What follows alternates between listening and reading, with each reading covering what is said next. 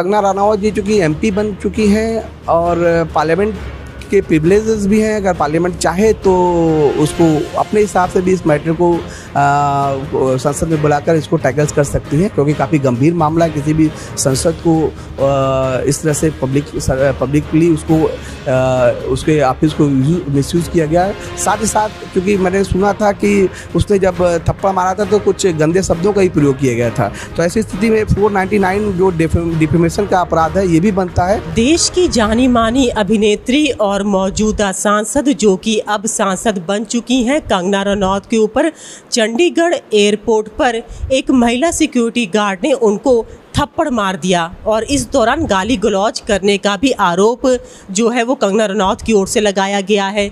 यह मामला काफ़ी हाईलाइटेड हो चुका है और अब तेज़ी से तूल पकड़ रहा है।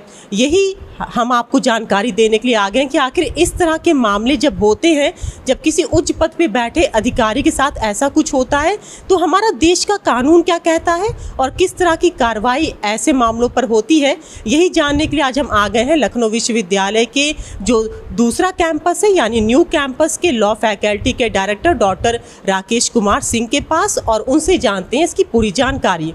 जो कल की जो घटना थी, जो किसी चंडीगढ़ एयरपोर्ट के सीआईएसएफ की जवान महिला कांस्टेबल ने फिल्म स्टार कंगना रनावत जी को, जो कि अब एमपी भी बन गई हैं, उनको जो थप्पड़ मारा था, ये घटना काफ़ी दुर्भाग्यशाली है।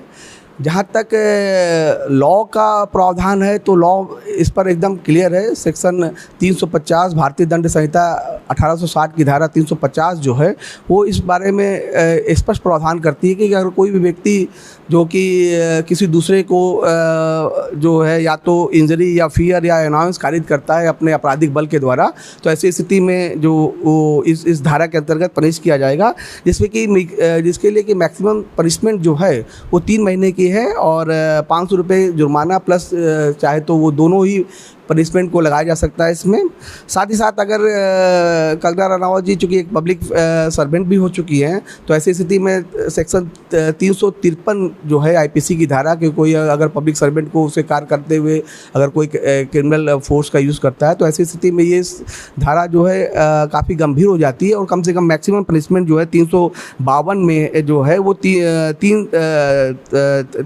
2 साल का पनिशमेंट है और फाइन भी इसके साथ दिया गया है। इसके अगर आप चाहें तो सेक्शन 323 के तहत चोट के लिए भी चोट इंजरीज को 323 में परिभाषित किया गया था। उसमें भी चाहे तो पुलिस चाहे तो इस पर धारा लगा सकती है, क्योंकि वो उसने थप्पड़ मारा था तो ये चोट का भी मामला बनता है, जिसके लिए कि 323 में 1 साल की सज़ा का कारावास या फिर फाइन को भी किया गया है।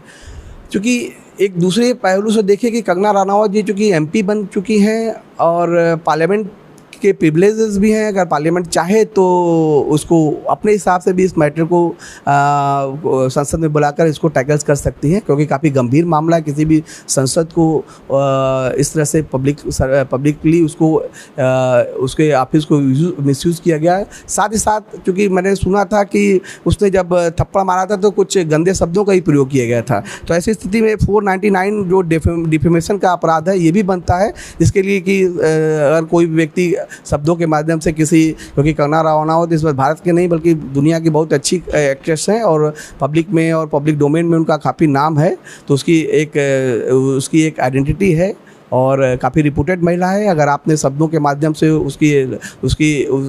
उसे डिफेम किया है तो ऐसी स्थिति में सेक्शन 499 के तहत ये अपराध है और 500 में इसकी सज़ा लगभग 2 साल की, मैक्सिमम सज़ा 2 साल की है, प्लस फाइन भी हो सकता है और शायद दोनों भी हो सकता है। इसके अतिरिक्त अगर हम चाहें देखेंगे तो CISF की अपनी अलग डिसिप्लिनरी कमेटी चाहे तो इस मामले की जाँच करके उसके खिलाफ सस्पेंशन या टर्मिनेशन का भी जो भी आदेश है मैक्सिमम वो कारित कर सकती है। वो मैंने सुना है कि इसको सस्पेंड भी कर दिया गया है, तो जाहिर सी बात है कि सस्पेंशन के बाद इस डिसिप्लिनरी कमेटी जो है ये विचार करेगी कि इसकी सर्विसेज को कंटिन्यू रखनी है कि नहीं रखनी है।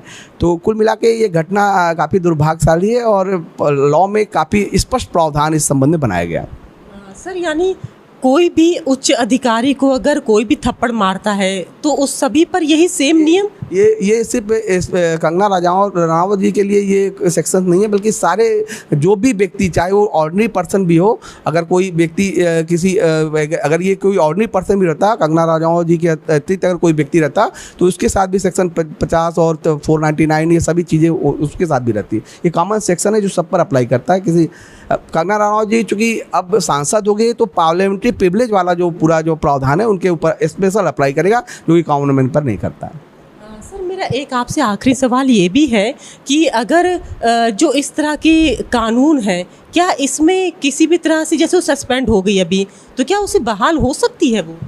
देखिए, चूँकि डिसिप्लिनरी प्रोसीडिंग का अपना एक अलग कार्रवाई होती है। अब चूँकि अब मैंने जहाँ तक सुना है कि एफआईआर भी दर्ज हुआ है, तो अब ये देखना इंटरेस्टिंग होगा कि पुलिस ने 350 में या 323 में किस धारा में उनके खिलाफ एफआईआर दर्ज किया है। तो जिस धारा में एफआईआर दर्ज किया था, उस धारा में जो इन्वेस्टिगेटिव ऑफिसर है वो उस पर पूरी प्रोसीडिंग करेगा और जो एविडेंसेस उसको कलेक्शन करेगा, और उसके बाद ये देखा जाएगा कि किस परिस्थितियों में और कैसे उन्होंने ये चार्जेस जो अपराध किया है, कलेक्शन के बाद ये फाइनल रिपोर्ट पुलिस सबमिट करेगी। उसके बाद ही देखना होगा कि ये कौन सा इनके खिलाफ अपराध बनता है।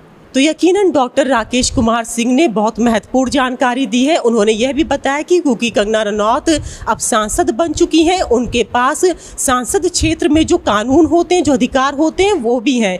ऐसे में किसी सांसद के साथ गाली गलौज करना, उसके साथ मारपीट करना एक दंडनीय अपराध है और कानून के तहत सख्त से सख्त कार्रवाई ऐसे मामलों पर की जाती है।